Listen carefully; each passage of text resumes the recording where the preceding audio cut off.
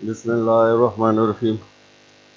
گزشتہ لیکچر کے دوران میں ہی کمپیوٹر کا نظام کچھ بند ہو گیا تھا، تو اس لیے بات ختم کرنی پڑی۔ ہم یہ دیکھ رہے تھے کہ مترفع اسلوب کے اجزائے ترکیبی کون سے ہیں، جو کہ 5 اجزائے ترکیبی ہیں لانجائنس کے نزدیک۔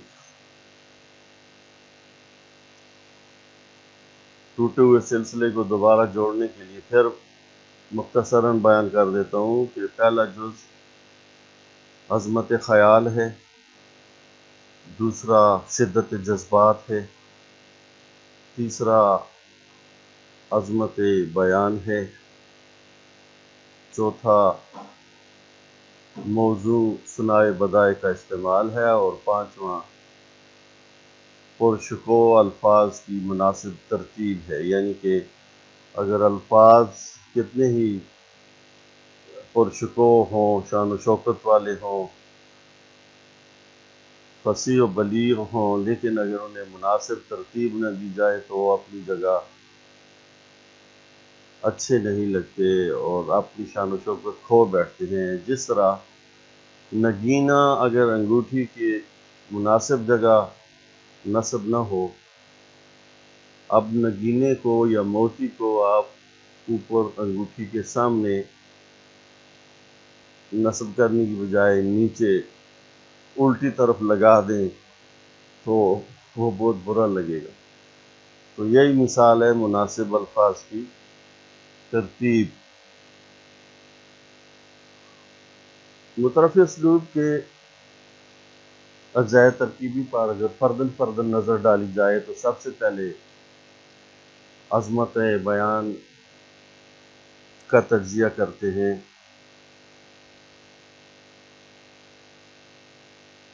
عظمت خیال،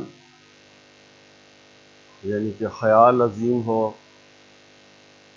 تو شعر بھی عظیم ہوگا، بات بھی عظیم ہوگی۔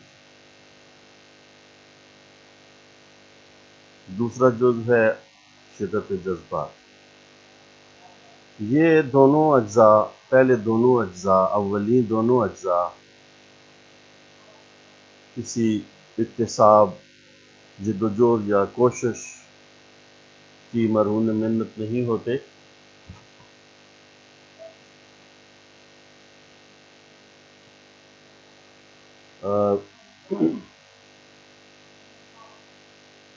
یہ شاعر و ادیب میں عطیہ خداوندی کی حیثیت رکھتے ہیں۔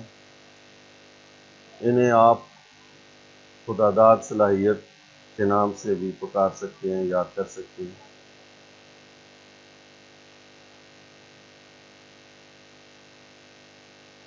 اور مثلاً اب السلام علیکم، خیر ٹھیک تھا۔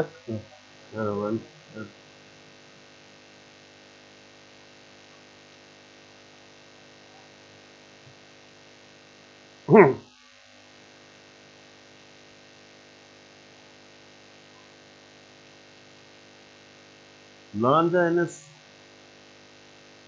کے مطابق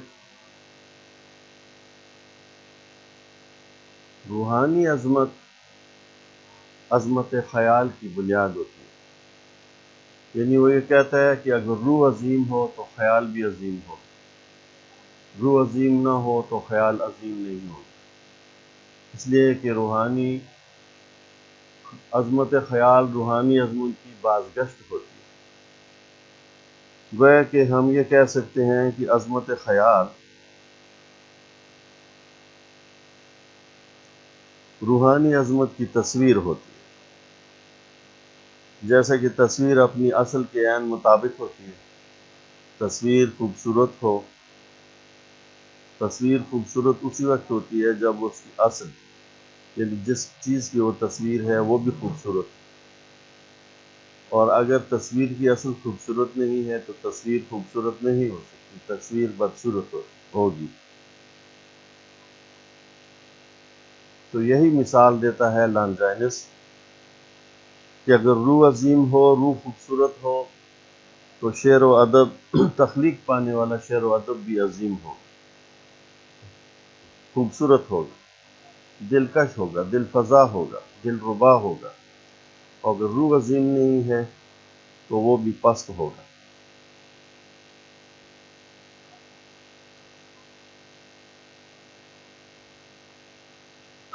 روحانی عظمت کے سلسلے میں لانجینس یہ بھی کہتا ہے کہ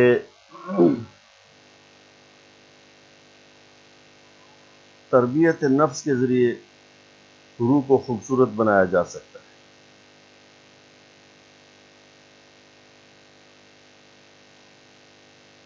یعنی اگر انسان اس پر غور کرے کہ ضبط نفس سے کام لے تو اس کی روح میں بہتر تبدیلی آ سکتی ہے، اور اس کی روح بھی خوبصورت ہو سکتی ہے، اور پھر جب وہ کوئی تخلیقات پیش کرے گا تو وہ تخلیقات بھی دلکش ہوں گی اور خوبصورت ہوں گی۔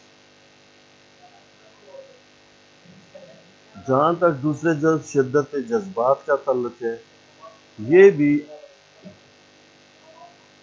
کسی کوشش یا جدوجہد کا نتیجہ نہیں ہوتے، یہ بھی عطیہ خداوندی کی حیثیت رکھتے ہیں۔ یعنی کوئی شاعر یا ادیب اگر یہ سوچے کہ میرے جذبات شدید ہو جائیں، میرے جذبات میں زور آ جائے، تو جان بوجھ کر وہ اس میں اضافہ نہیں کر سکتا۔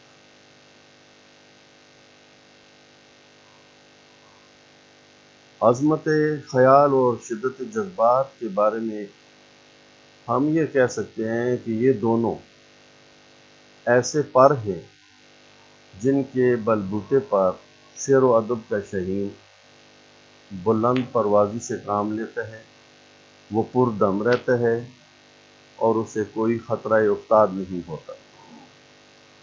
یہ دو ایسے شاہپر ہیں کہ جن کے بلبوتے پر، جن کے ذریعے، جن کے طفیل شعر و ادب کا شہین یا عقاب بلند پروازی سے کام لیتا ہے، وہ کبھی تھک کر نہیں گرتا اور اسے کوئی خطرہ افتاد، گرنے کا اسے کوئی خطرہ درپیش ہی نہیں آتا۔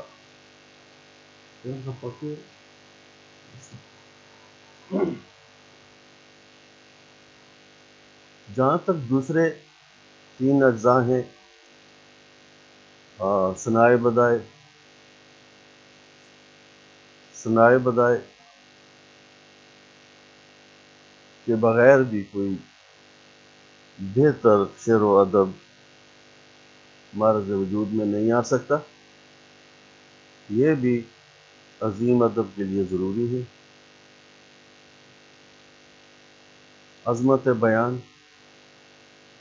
بیان کا تعلق عظیم الفاظ سے، خوبصورت الفاظ سے۔